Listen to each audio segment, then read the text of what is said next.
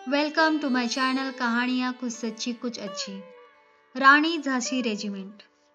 जिस दिन रानी झांसी रेजिमेंट का उद्घाटन नेताजी के हाथों संपन्न हुआ, उस दिन झांसी की रानी का जन्म दिवस था। इस अवसर पर जब नेताजी राष्ट्रीय झंडा फहरा रहे थे, रेजिमेंट की महिलाएं कंधों पर बंदूकें लिए बड़े ध्यान से चित्रवत खड़ी थी।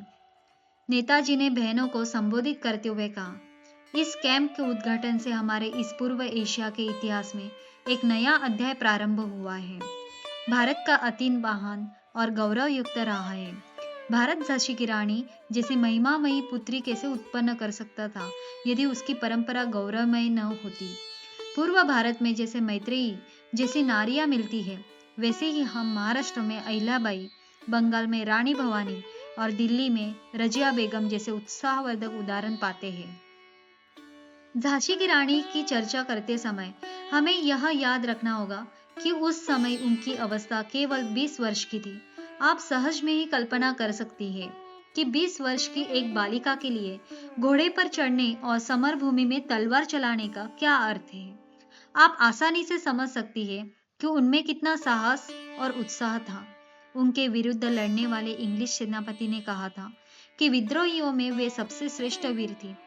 पहले उन्होंने झांसी के दुर्ग से युद्ध किया और जब किला गिर गया तब उन्होंने कालपी से लड़ाई की। इस युद्ध भूमि से हटने के बाद उन्होंने तात्या टोपे के साथ संधि कर ली और ग्वालियर के किले पर अधिकार कर लिया। इस दुर्ग को अपना केंद्र बनाकर उन्होंने संग्राम जारी रखा और यहाँ आखिरी समर में युद्ध करते हुए वे स्वर्गवासिनी हुई। दुर्भाग्यवश झांसी की रानी पराजित हुई, पर यह पराजय उनकी नहीं, भारत की पराजय थी। वे गुजर गई, पर उनकी आत्मा अमर है। भारत फिर झांसी की रानी को उत्पन्न करेगा और विजय की ओर अग्रसर होगा। मलाया, थाईलैंड और बर्मा के भिन्न भिन्न स्थानों में भर्ती के लिए कई केंद्र खोले गए थे, जिसमें केवल मलाया से 1,000 महिलाएं भर्ती हुई थी। इनको नर्सिंग और युद्ध कौशल की भी शिक्षा दी जाती थी। महीने के अंत तक 50 महिलाएं रानी झांसी रेजिमेंट में भर्ती हो चुकी थी। डॉक्टर लक्ष्मी स्वामीनाथन को रेजिमेंट का पहला कमांडर और मेरी सहेली मानवती आर्या सचिव बनाई गई थी। मैं लक्ष्मीबाई रेजिमेंट में भर्ती हो गई और अपनी योग्यता के कारण मैं नेताजी की विश्वास पात्र हो गई। रमा, भारती, जानकी, रसम्मा, अमिता इत्यादि रानियों से मेरी मित्रता हो गई थी। इसके बाद अगस्त 1943 में 500 महिलाओं को सैन्य प्रशिक्षण के लिए चुना गया। इसमें से सिर्फ 150 महिलाएं सैनिकों का चयन रानी झांसी रेजिमेंट में के लिए किया गया। 22 अक्टूबर 1943 को नेताजी ने रानी झांसी रेजिमेंट की विधिवत घोषणा की। अब रेजिमेंट में 1000 तक महिलाएं शामिल हो चुकी थी। इस रेजिमेंट की खास बात यह थी कि सभी महिला सैनिकों को रानी कहकर बुलाया जाता था। सिंगापुर के बाद रंगून के तिगानियों स्थान पर दूसरा प्रशिक्षण शिविर स्थापित किया गया। रेजिमेंट में थेवर बहनें, नवरत्न बहनें, रोजम्मा में और नानती आर्या एवं ब्लांस थीवी प्रमुख नायक थी। रेजिमेंट 2 डिपार्टमेंट में विभाजित थी, मिलिट्री और फैमिलियरिटी। दोनों डिपार्टमेंट्स में हार्ड ट्रेनिंग के बाद ही ज्वाइनिंग होती थी। सभी महिला सैनिक खाकी वर्दी पहनती थी और उनके बाल छोटे होते थे। रैंक के हिसाब से कंधे पर बैज लगाया जाता था। कुआलालंपुर के मैदान में फिर एक सभा हुई। वहां भी नेताजी ने एक जोशीला भाषण दिया। लगभग 30,000 लोगों को संबोधित करते हुए नेताजी ने कहा, माताओं और बहनों, अपने कर्म से आप सिद्ध कर दे कि महिलाएं भी अपनी चपलता से आसमान को कंपा देने वाली विद्युतलता बन सकती है। चांद बीबी, अहिल्याबाई, महारानी पद्मिनी, झांसी की रानी जैसी महिलाओं ने भारत के गौरवशाली इतिहास का निर्माण किया है। आजाद हिंद फौज में भर्ती होने के लिए मैं सबको निमंत्रण देती हूँ। नेताजी के उत्प्रेरक भाषण के बाद आजाद हिंद सेना को तन मन धन दान देने वालों का तांता लग गया। वहां एक लड़की छाया चित्रकार थी। उसने अपने झुमके नेताजी को दे दिए और स्वयं भी झांसी रानी रेजिमेंट में भर्ती हो गई। इस प्रकार नेताजी के आह्वान पर बहुत लोगों ने धन देश के लिए न्योछावर कर दिया और भारत माँ के चरणों में अपने प्राणों की आहुति देने के लिए आजाद हिंद फौज में भर्ती हो गए। उस दिन नेताजी का जन्मदिन हुआ। सिंगापुर की हिंदुस्तानी बस्तियों में उल्लास फूटा पढ़ रहा था। प्रभात की परेड से लौटकर आजाद हिंद सेना के सैनिकों ने अपनी पत्नियों से बताया, आज मध्याह्न में नेताजी का तुलदान होगा। तुलदान होगा? तिरंगे फूलों के तराजू में एक पलड़े पर सुभाष और दूसरों ओर चांदी सोना हीरो का ढेर। तरुणियां अपने इस दीवाने भाई को शोभाशाली मूर्ति की कल्पना से पुलकित हो गई और वृद्धाएं अपनी इस बलिदानी संतान की सुषमा के विचार से ही गदगद हो गई। और इस अतुल धन राशि का क्या होगा? एक युवती ने आश्चर्य से मुझसे पूछा, होगा क्या? इस संपत्ति का कण कण आजादी के मंदिर की सीढ़ियों पर बिखेर दिया जाएगा। इसका जर्रा जर्रा मां भरती के लिए चरणों पर समर्पित कर दिया जाएगा। एक जापानी सिखी बोली, अच्छा, हिंदुस्तानी ऐसा भी करते हैं? आश्चर्य का देश है भारत। हमारे सम्राट का तुलादान होता है तो उसकी सारी संपत्ति राजकोष में चली जाती है। नेताजी ने अपना व्यक्तित्व रखा ही कहा है, उनका देश ही उनका व्यक्तित्व है देवी। हाँ, भारत में ऐसा ही होता रहा है। जापानी महिला आगे बोली, मैंने इतिहास में पढ़ा था। देखो वह कौन सा राजकुमार था जो अतुल संपत्ति युवती पत्नी को ठुकर कर मानवता के कल्याण के लिए चल पड़ा था। देखो उसका नाम, हाँ, बुद्ध, गौतम बुद्ध। उसने आदर से सर झुकाते हुए कहा, भारत की परंपरा ही ऐसी रही है। तुलादान के लिए सुबह सवेरे से ही युवतियां व्यस्त थी। मंत्रमुग्ध अभिचार संचालित पुतलियों की भांति वे रेशम के रुमालों में अपने शरीर के स्वर्ण भूषणों को समेट रही थी, भारत माता के चरणों में अर्पित करने के लिए। मध्याह्न होते ही अपने आभूषणों को लेकर तरुणियां, वृद्धाएं, बालिकाएं उस ओर चल दी जिससे किसी देवता के मंदिर की ओर सैकड़ों उपासिकाएं पूजा भेंट ले जा रही हो। तुलादान शुरू हो गया। मलाया में एक बंगाली डॉक्टर के परिवार की किशोरियों ने शंख बजाए और एक वृद्धा गुजराती महिला ने आकर तराजू पर अपने जीवन भर की संचित संपत्ति सोने की 5 ईंट रख दी और उसके बाद एक एक कर सोने के भार से पलड़ा भरने लगा।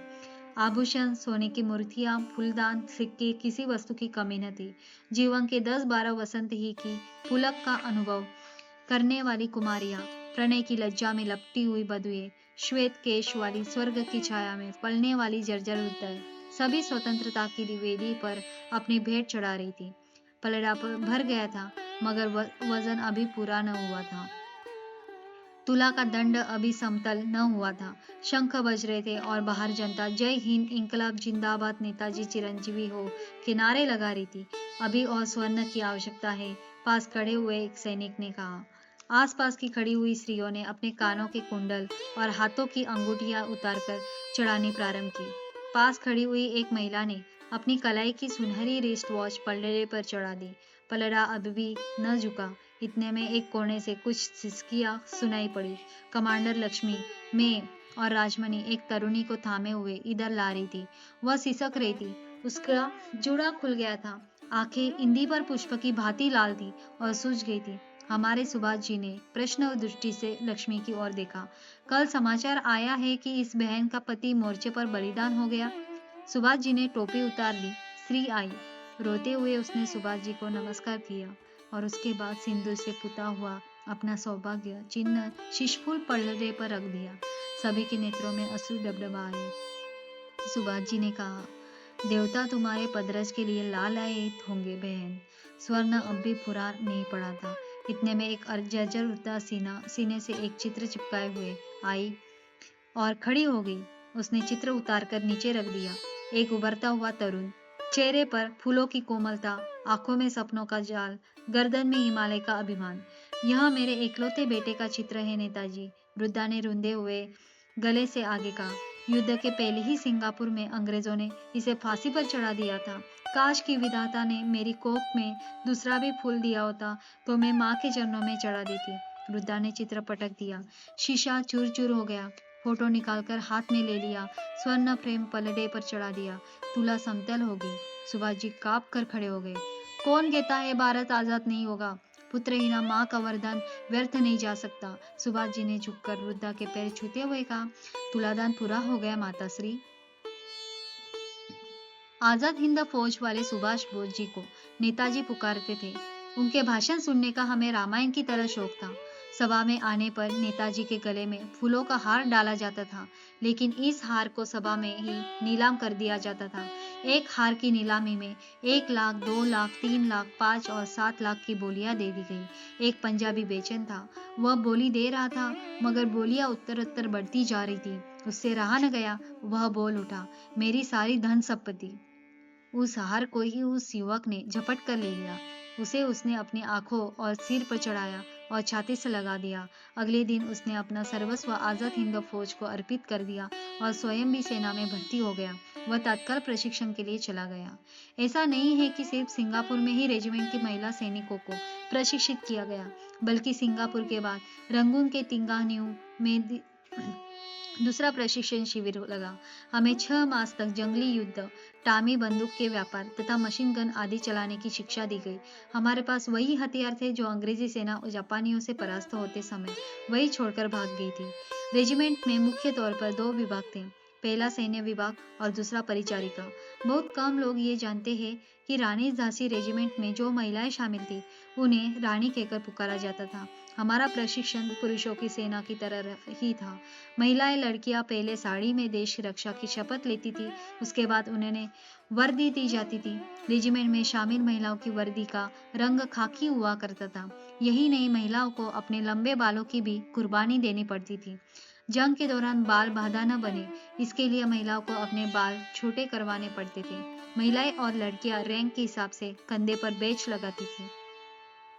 चूंकि देश के अलग अलग हिस्सों से आकर महिलाएं इस रेजिमेंट में शामिल होती थी, लिहाजा सभी की भाषा अलग अलग होती थी, मगर ऐसे में संवाद में किसी तरह की दिक्कत न हो, इसके लिए सभी महिला सैनिकों का हिंदी जानना बेहद जरूरी होता था, ताकि वो आपस में ठीक से बातचीत कर सके। महिलाओं को ट्रेनिंग के दौरान हाथ गोले फेंकने भी सिखाए जाते थे। महिला सैनिक अपने साथ पोटेशियम साइनाइड लेकर चलती थी, लेकिन कभी भी इसके इस्तेमाल की जरूरत उन्हें नहीं पड़ी। महिलाओं को नक्शा पढ़ना व सेना में काम करने के तौर तरीके के बारे में भी बताया जाता था, ताकि वो हर स्थिति से निपटने के लिए तैयार रहे। हम ये तौर तरीके खुद नेताजी सुभाष चंद्र बोस सिखाते थे। एक दिन रानी झांसी रेजिमेंट में अधेड़ उम्र की एक अम्मा भर्ती होने आई, लेकिन स्वास्थ्य कारणों से उसे भर्ती नहीं किया गया। वे लखनऊ से आई थी और वहां कैंट रोड के नजीराबाद मांटेसरी विद्यालय की अध्यापक थी। उन्होंने बताया था कि उनके पति की बम का परीक्षण करते हुए मृत्यु हो गई थी, जो एक क्रांतिकारी थे। जब उन्होंने जीत की तो नेताजी ने उन्हें सैनिकों की वर्दी में कांच बटन लगाने के काम पर लगा दिया था। उनका नाम दुर्गा था, जिन्हें मैं प्यार से दुर्गा भाभी कहती थी। आजाद हिंद में एक और सैनिक थे जिनका नाम भी दुर्गा ही था, यानी कि दुर्गा मल्ल, जिन्हें बाद में नेताजी ने मेजर बना दिया था, और मेरी तरह ही वे भी गुप्तचर विभाग के लिए महत्वपूर्ण सूचनाएं जुटाते थे। एक दिन दुर्गा मल्ल अपनी शर्ट का बटन लगवाने के लिए दुर्गा भाभी के पास आए तो उन्हें निहारते हुए बोले, आप भाभी नहीं, साक्षात भारत माता है दुर्गा जी। चल हट पागल कहीं का, कहते हुए हंस दी थी दुर्गा भाभी। नहीं, मैं सच कह रहा हूँ। अच्छा, आप सच कह रहे हो तो मेरे लिए क्या कर सकते हो? जब आपको भारत माता कह ही दिया तो फिर कर देने को बचा ही क्या माता? सब कुछ तो भारत माता के लिए सर्वस्व करना ही है। बटन रूपी आपका आशीर्वाद भी मिल गया है। तुम्हारे लगाए हुए बटन हमारी वर्दी पर सुदर्शन चक्र या किसी ढाल से कम नहीं है। अरे भाभी, दुश्मन अगर नपुंसक न निकला और उसके पीठ की बजाय छाती पर गोली दागी तो आपके लगाए इन बटनों से गोली टकराकर बेचारे शत्रु की ही जान ले लेगी। और बटन पर शत्रु का निशाना न लगा और दिल को छेद गई तो? दुर्गा बोली थी। छेदेगी कैसे? उससे पहले ही शत्रु के सिर का ढक्कन अपनी गोली से न खोल दूंगा। फिर भी तो फिर बलिदान होने पर यह बटन पदक की भूमिका निभाते हुए वीर चक्र की तरह मेरी लाश को गौरवान्वित करते रहेंगे। फिर वे थोड़े ठहर कर बोले, देखना भाभी, मैया जब भी स्वतंत्र भारत में वीरों को तमगों से नवाजा जाएगा तो उन तमगों के नाम में चक्र शब्द जरूर जुड़ेगा। मुझे पूरा विश्वास है, क्योंकि इन तमगों की शुरुआत आपने जो कर दी है, जीवित बलिदानियों की वर्दी पर लगाकर। दुर्गा मल्ल ने कहा था। चल हट पगले, जीवित बलिदानी क्यों कहता है? बस शत्रु को मारकर लाल किले पर आजाद हिंद का तिरंगा ध्वज फहराने की तमन्ना दिल में रख। जब सेना जंग के लिए कुछ करने वाली थी तो नेताजी ने दुर्गा भाभी को समझा बुझाकर लखनऊ के लिए रवाना कर दिया था। माता, तुम्हें जाना ही होगा। देखो, मैंने सच में जर्मन में शादी की, यानी कि हिटलर से सहायता और दुनिया भर के भारतीयों को इकट्ठा करके यह बारात आजाद हिंद फौज लेकर दिल्ली आ रहा हूँ। चाहता हूँ जब मैं लाल किले पर पहुंचूं तो तुम आरती का थाल देकर वर और वधु ही नहीं, इस सारी बारात की आरती उतारो। सुभाष बाबू मेरी ओर से यह नेक स्वीकारे। उन्होंने फिर नेताजी के सामने अपनी पोटली रख दी थी, जिसे वह अब तक सीने से लगाए हुए थे। नेताजी ने उसे खोला, जिसमें कई किलो चांदी के आभूषण और सोने की हंसली थी। मैं एक बेसहारा औरत से यह भेंट नहीं ले सकता माँ, नेताजी ने कहा। तो इन्हें बेचकर आजाद हिंद फौज के बैंक में इसके बदले मिला हुआ धन जमा कर लीजिए। जब देश आजाद होगा तो वापस कर देना। अब अंग्रेजी बैंक में जमा कर नहीं सकती। अंग्रेज तो खुद ही लुटेरे हैं। अपना धन अपने ही बैंक में रहना चाहिए। देश का धन देश के काम आए तो देश ही तो उन्नति करेगा, दुर्गा भाभी ने कहा था। अच्छी बातें स्वीकारते हुए नेताजी ने एक पत्र पर उन्हें लिखकर दे दिया कि दुर्गा भाभी ने अपने सर्वस्व धन की आहुति आजाद हिंद की फौज की सहायता के लिए दी है और जैसे ही देश स्वतंत्र होगा इन्हें आजीवन पेंशन अदा की जाएगी। बाद में चलते हुए वह रसीद भी दुर्गा भाभी मुझे देकर चली गई और कहा था, नीरा बेटी, इसे संभाल कर रखना, तेरे काम आएगी। तेरे सामने सारी जिंदगी पड़ी है। मैं अपनी धर्म की बेटी को यही दे सकती हूँ। बस, तूने तो देश पर अपना सुहाग ही न्यौछावर कर दिया। सुहाग का बलिदान आपने भी तो किया है अम्मा। भैया भगवती चरण भोरा भी तो। मैं रुक गई थी क्योंकि इतनी भावुक हुई कि गले में आगे की बात अटक गई।